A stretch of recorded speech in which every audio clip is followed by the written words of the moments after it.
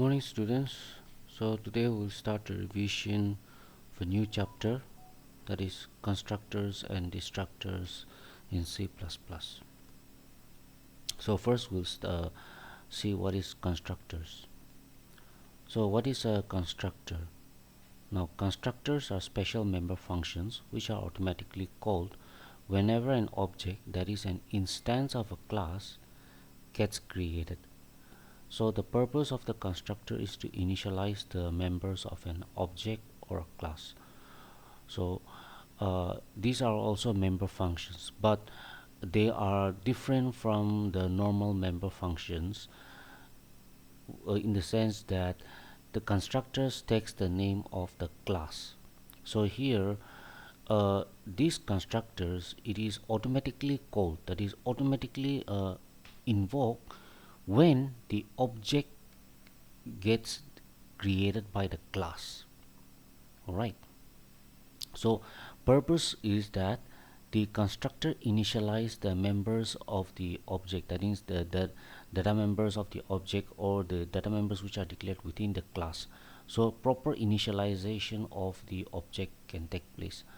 So now why a constructor is used? So now here a class with private data members, suppose take the example of a private data member, right? Since public data member is accessible within the scope of the object by non-member functions also, but in the case of private data member, only the within the class declaration, only the data members, private data members, can be accessed by its member functions, right? So now a class with private data members cannot be initialized or assigned values by an object. So an object cannot access the private data members also, right? So in that case, the data members cannot be initialized by the object. So now when an object is declared, memory space is allocated for the data members, that is for the object, and uninitialized data members will return garbage values. So when the object gets declared, you know that the memory space will be allocated for the object members. So but if the data members remains uninitialized, then it will produce garbage values. So when the object goes out of the scope, or that means when the object goes out of the scope, means when that object program, okay, gets done, gets terminated, right? Then goes out of the scope, the members of the class needs to be destroyed by the compiler. So now the class members that is used by the object, okay, it needs to be destroyed by the compiler, or to reinitialize the members so that a new object which gets created can initialize or can reuse the members again, right? So in that case, if a new object gets created, then the members of the class again needs to be reinitialized to its initial position, right? So that the new object can insert new values. So that should happen. But if that does not happen, then garbage values will be returned back by the new object members. So using a constructor, it automatically initializes the data members of a class. So here's the answer. It automatically initializes the data members of a class to a default value, right? So when you use a constructor, a default value will be given to the uninitialized data members, that is if a constructor is not called, right?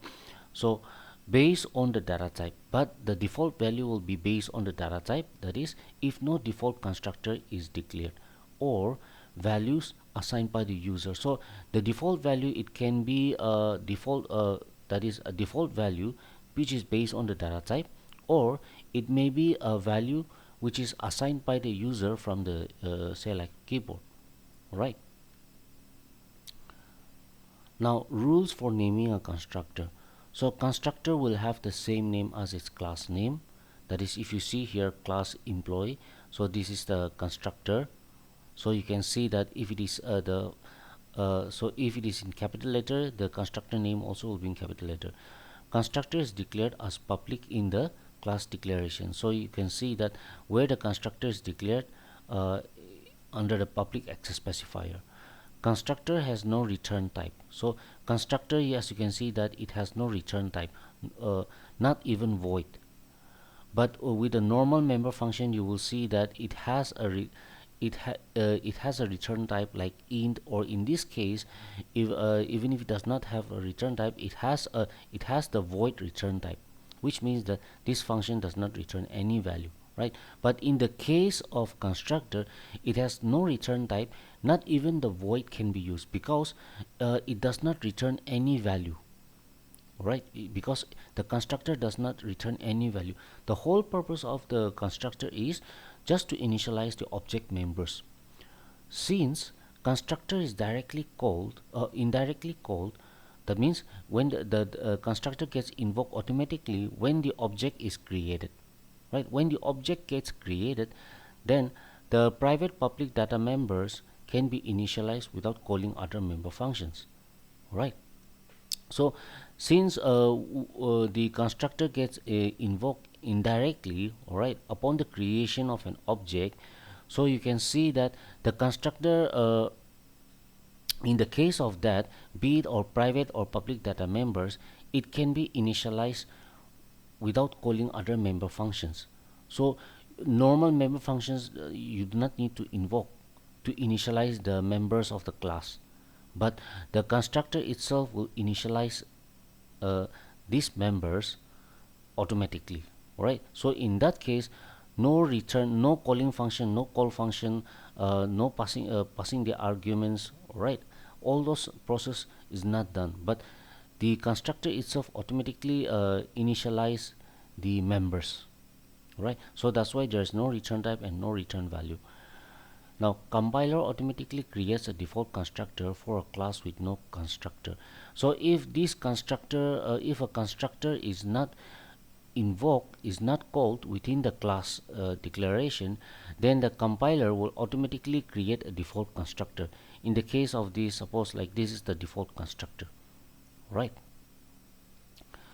So the default constructor is is automatically invoked. Okay, we shall see of the default constructor in the next page. So now how do you declare a constructor? So constructor is declared as you can see here, this is the class name, so this is the private access specifier, so that means these data members are private, and here we have the public access specifier, which means that this is a constructor and this is a normal member function. So this is special member function. As you can see that the name of the constructor and the name of the class is same, but this is also a member function. As you can see that you can use using the parenthesis. So this is actually a default constructor declaration with no arguments.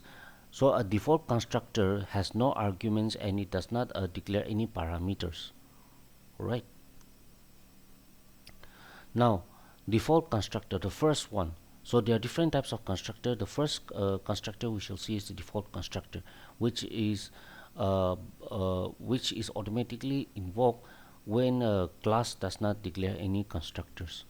So a default constructor does not declare any parameter or accept any arguments. As you can see here, no parameters are declared and no arguments are no parameters are declared, no arguments are accepted or passed, right? So that is the case with a default constructor. A class without any constructor invokes a default constructor to ensure that object members gets initialized properly. So the whole point is to initialize the object using the constructor. So if no constructors are declared within the class declaration, then a default constructor will get invoked automatically when the object gets created, right? So that the object members will get initialized properly. Otherwise, without proper initialization, then a garbage values will be returned back. So if it is initialized, the members of the object will be assigned default values like 0, say like for integer values or real values, alright, or for character values it will be assigned the null values, right? Null string values, so which is based on the data type, right? So based on the data type, it can be assigned 0, or based on the data type character, it can be assigned null values, right? Like that.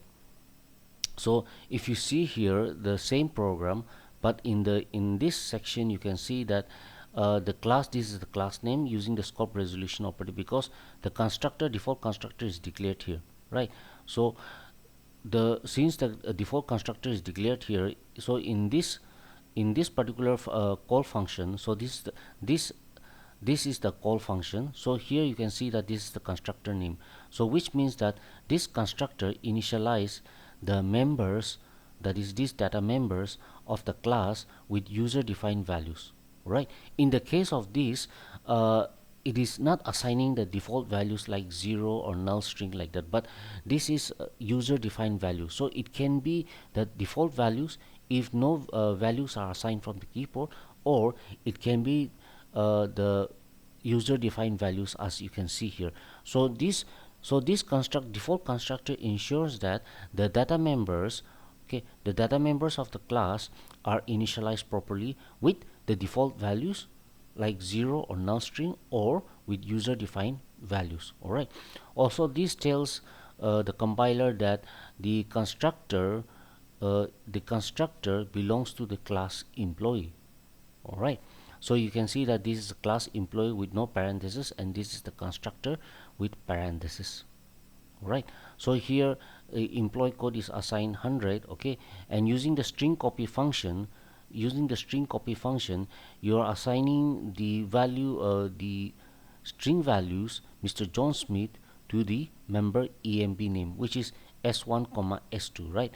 So in the case of this, you can see that these are the string values which are assigned to the variable EMB name, right?